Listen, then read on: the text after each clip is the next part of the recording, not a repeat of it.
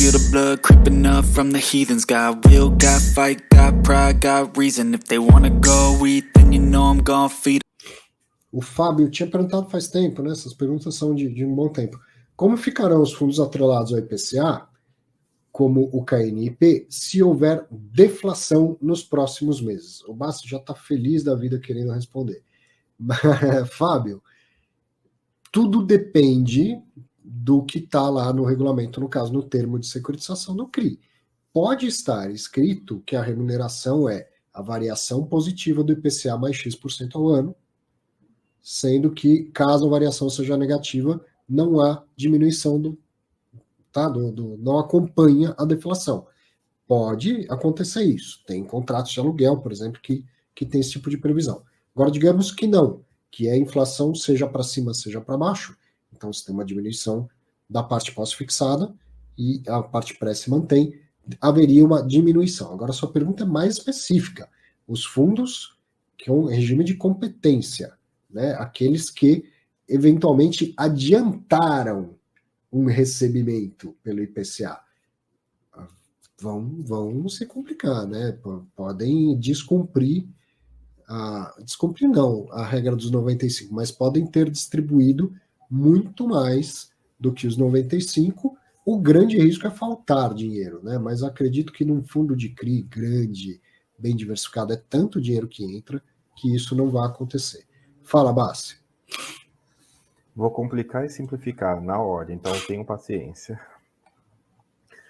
Pessoal, competência, né, teve a decisão da CVM que não reverteu para a decisão de que é caixa, não, reverteu para a decisão que é puro caixa. Então, a gente, ainda que competência vai diminuir, né, fundo de papel está em moda porque distribui um pedaço grande de correção monetária e um pedaço grande de juros. Ainda que muitos desses fundos sejam credores de dívidas que têm proteção de IPCA negativo, ou seja, da IPCA negativo ele zera, ele não leva uma facada, ainda assim a parcela de correção monetária zerada, né, na melhor das hipóteses. Então sim, pessoal, a gente vai possivelmente ver fundo de papel que estava pagando bem pra caramba, o rendimento cair a metade, um terço, né? Alguns que não têm proteção de IPCA negativo quase ou totalmente zerar o rendimento, não está fora do radar disso. Isso puxa uma outra discussão avançada, que é o seguinte: o pessoal de infra consegue evitar isso. O pessoal do infra consegue fazer um swap. Minha carteira é IPCA mais 8. Não, agora é CDI mais 2. Por quê? Porque sim, ele consegue literalmente trocar de indexador no meio do caminho e pular, né? Ignorar esse problema. E já perguntaram aqui no chat, eu acho que já respondi tem tempos atrás, que provavelmente não, isso não está disponível aos fundos imobiliários por causa de restrição de derivativo que tinha e deixou de ter na legislação, mas ainda existem em regulamentos de fundos, então não está disponível necessariamente esse vou pular a lombada negativa em fundo imobiliário, ou pelo menos não em todos. Então sim, esperem diminuição de rendimento, porque vai sumir uma parcela do rendimento, ponto. Dá para... Alguns fundos vão ter gordura contábil para não ter esse problema, ela consegue pular a lombada de outra maneira, mas os fundos que não tiverem gordura contábil e não tiverem proteção de IPCA negativo podem ver sim rendimentos perto do zero ou zerados. Não vamos torcer que não sejam tantos. Só para complementar, de maneira geral, a gente vê mais... Fundos que têm mais peso de IGPM costumam ser mais protegidos de deflação. Então, a gente vê é pela variação positiva do IGPM, é isso que quer dizer. Se ele der negativo, ele é considerado zerado para fins de cálculo. Fundos de IPCA normalmente tem menos essa proteção. Claro, tem que olhar caso a caso, mas tentando juntar uma média e falar do geral do mercado, fundos com muito IGPM tendem a ter esta proteção contra a deflação. Fundos com muito IPCA tendem a não ter, ou ter pelo menos menos parte da carteira com essa proteção de maneira geral. Ó, quem assistiu lá a minha palestrinha no metaverso do Clube FI já viu isso, mas vale a pena mostrar. Eu peguei rendimentos históricos do KNRI, do KNP e do KNCR. falava nessa palestra sobre a tal renda harmônica. Vejam lá, em azul, KNRI, fundo de tijolo, renda harmônica, reta, distribuição de rendimento oscila muito pouco. Em laranja, KNCR, atrelado ao CDI, sobe pra caramba, depois cai pra caramba, depois sobe pra caramba, depois... O que é isso? É o CDI no Brasil. Sai de 14, vai para 2, depois volta para 13,25, e a rentabilidade é CDI mais X%. Então, é isso que acontece quando o CDI aumenta o rendimento, quando o CDI cai o rendimento. E em cinza está o KNIP, que tem um comportamento também muito volátil, mas diferente do CDI, que ele é mais... a estratégia do jumento, né, que o Bassi sempre fala, sobe por um tempão, depois cai por um tempão. O IPCA não, é pá, pum, é muita, depois é um pouco, depois inflação, depois deflação. Então, é isso que vai acontecer no curto prazo, vai diminuir o montante monetário do rendimento do fundo imobiliário atrelado ao IPCA. Agora, o ganho real acima da inflação não apenas não diminui, como aumenta. Certo? Se ele paga IPCA mais 5 e IPCA é 0, você recebe 5. É isso que você tem para ganhar, acima da inflação. Quanto maior for a inflação, ou menor for a inflação, no final das contas, o que você tem a ganhar é o cupom real. É aquilo acima da inflação. Se a inflação está 20 ou se a inflação está 0, o que de fato você deveria entender que não vai mudar é o ganho acima da inflação. É o cupom acima da inflação. Certo? Um outro caso aqui, ó, já que eu estou com esse negócio aberto, peguei fundos do CSHG, e aí o fundo de papel é o laranja, o HGCR, que, diferente dos fundos da Quineia, ele faz uma diversificação de indexadores. Então aí tem menos volatilidade, mas ainda assim, menos volatilidade se comparado aos fundos de papel da Quineia, tá? Mas ainda assim, muito mais volatilidade, eu estou falando dos rendimentos, não das cotas, do que o HGLG ou o HGRE, que estão em azul e em cinza, respectivamente.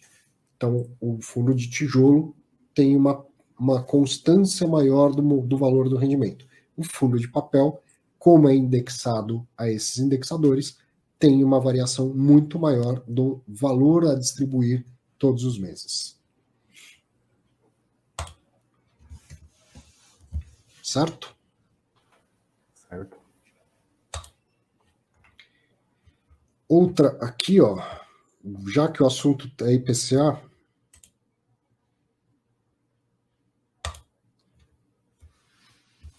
o Celso perguntou, qual a vantagem de investir num fundo imobiliário se o Tesouro IPCA está pagando em torno de IPCA mais 6% ao ano? Até um pouquinho mais passou essa semana. Coisas diferentes, mercados diferentes, você não deveria ter só um ou só outro, certo? Eu, por exemplo, invisto nos dois. A vantagem é, nesse momento, você encontra bons fundos com bons imóveis, bom patrimônio, boa gestão, não sei o quê, baratos.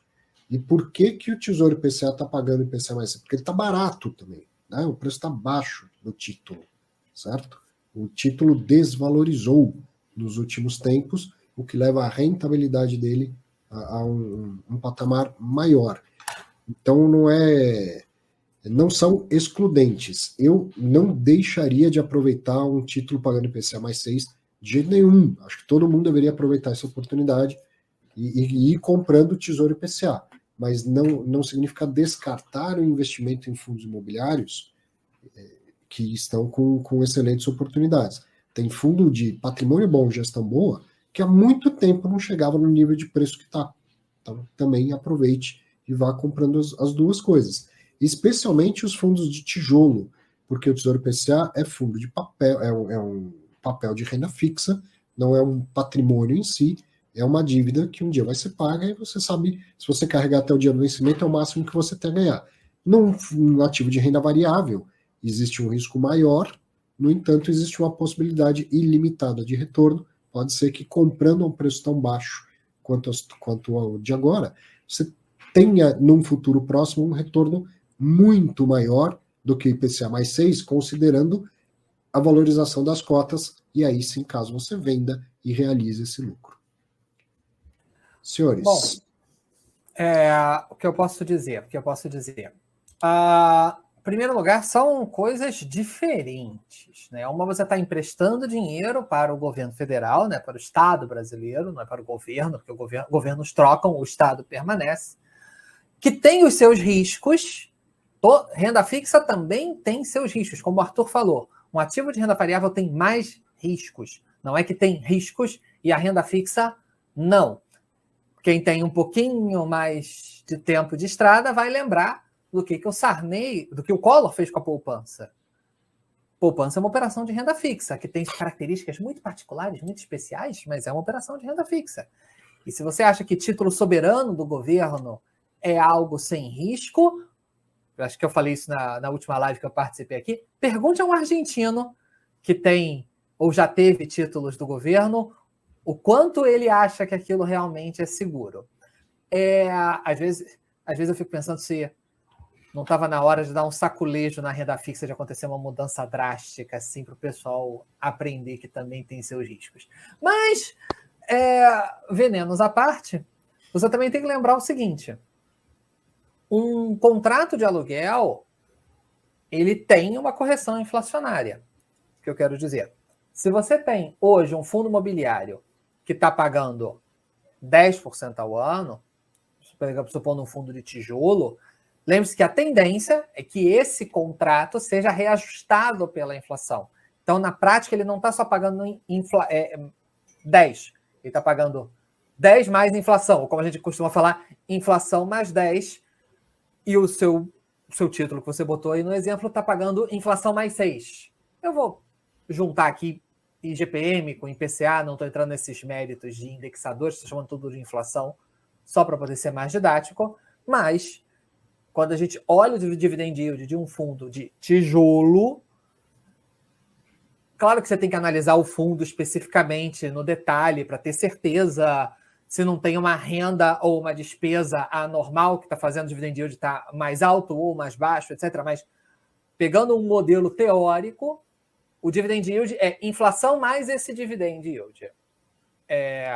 O que no fundo de papel e no fundo de fundos, seja fundo CRI ou fundo de fundos, não é o caso, mas pegando um fundo de tijolo, pegando o gancho do Arthur, lembre-se que o contrato de aluguel é reajustado pela inflação. Então, um fundo está pagando 8, ele está pagando inflação mais 8, que já é, então, 33% em termos reais, mais do que o seu Tesouro IPCA, sem contar que o fundo imobiliário ainda é isento. Então, o seu IPCA mais 6 dando um IPCA de 10, vamos fazer a conta rápida? Só para poder arredondar a conta, porque eu sou de letras, não de números. IPCA de 10, IPCA mais 6 dá 16. Vamos tirar 20% de imposto, porque fazer conta com 15 é ruim, então dá 3. Então, na verdade, virou 13. Se tirar 10 da inflação, seu ganho real foi 3. Então, na prática, o imposto de renda comeu metade do seu ganho real. O que essa conta não faz sentido fazer com fundo imobiliário, que é isento para pessoa física. Então, pegando um exemplo de um fundo que esteja pagando dividend yield de 9, ele está pagando em termos reais o triplo do que o seu Tesouro IPCA líquido. Estou arredondando muito, claro que certamente alguém vai aparecer aqui com alguma exceção, tipo, não, mas o meu caso é diferente porque eu tenho um ascendente em Libra. Tá, tudo bem. Estou pegando aqui um modelo teórico geral. A gente estava falando aqui no chat e aqui que proteção de inflação, IPCA negativo e tal. Vou começar minha resposta falando o seguinte: sabe o que não tem proteção contra IPCA negativo? NTNB. Né? NTNB não tem proteção contra IPCA negativo. Vou lembrar todo mundo aqui do chat que não tem proteção contra IPCA negativo, a tal de NTNB. Até por isso teve essa maluquice de NTNB de 2 meses das corretoras aí recentemente. Quem não viu, não se preocupe, é irrisório o valor. E, pessoal, sim, os dois falaram aqui, eu concordo, são coisas diferentes. Essa pergunta meio que implica que não tem diferença. Isso que, na verdade, me preocupa nesse tipo de pergunta.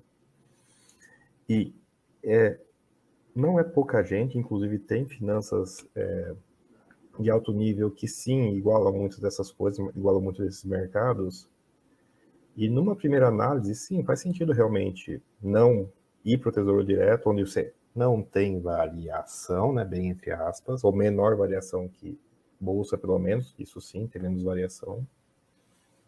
Mas do segundo nível, né, quando você faz isso, você costuma executar o algoritmo da pobreza, né, porque você vai trocar de renda variável para renda fixa e quase geralmente no pior momento. Você vai vender o que caiu muito para comprar o que está subindo e vai fazer a mesma coisa depois quando o outro tiver caído muito e estiver subindo. Então, cuidado, que tem uma desvantagem de fazer isso, que é você pode estar justificando o algoritmo da pobreza sem saber. Cuidado com esse tipo de pergunta e com esse tipo de conclusão do que eu digo. I can hear the demons call when they do what they do. And now I feel like taking off, find a place with a view. The pain is never gonna stop if it's controlling you. I know